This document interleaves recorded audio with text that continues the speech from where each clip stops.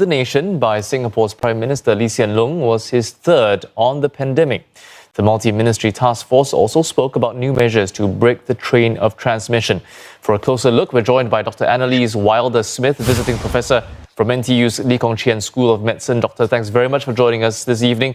We've heard the earlier announcement by PM Lee, as well as the details from the multi-ministry task force. Is what they're calling drastic circuit breaker measures. How big of a difference will these measures make in flattening the curve, which is what we're in the business of doing?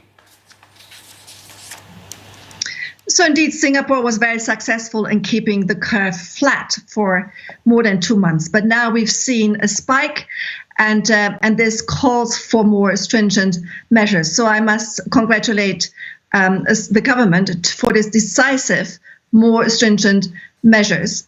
And they are needed to make sure that we are not getting out of control. Doctor, will the latest measures then help prevent the spread from asymptomatic cases, though?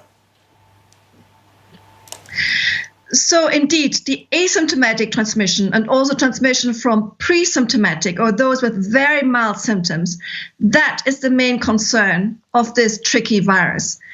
And indeed, the more measures we have where we break transmission by reducing the amount of contact time between persons, the better we can also suppress all transmissions from asymptomatic or pre-symptomatic persons.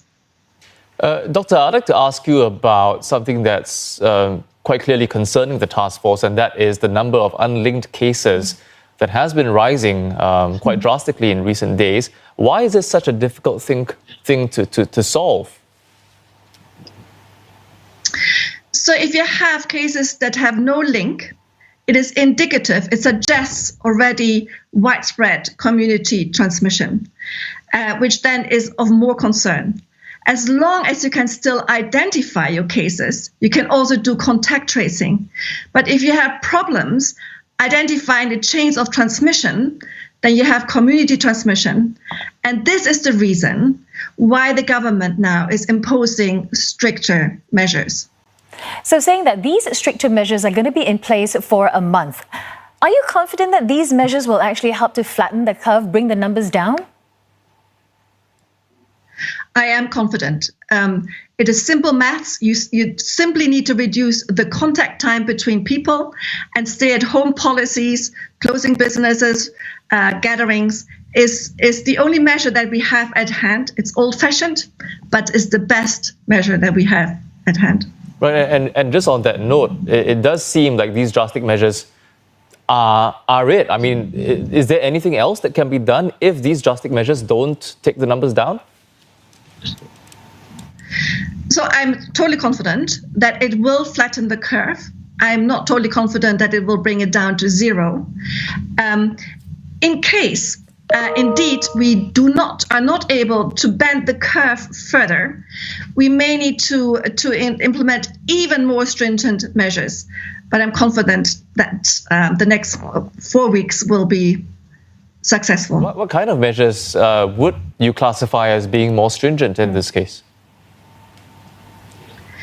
The measures that were used in Wuhan, which was a real total lockdown where people were had to stay at home, were allowed only every second day to go out for 10 to 30 minutes, had cards to allow them to go out. These would be even more stringent and more painful measures, and I hope that we will not need to resort to those even more painful measures. Measures are already painful as they are. Yeah, indeed. Doctor, thanks very much for joining us this evening and lending your expertise to this matter. We've been speaking there with Dr. Annalise Wilder-Smith. She's a visiting professor from NTU's Lee Kong Chian School of Medicine.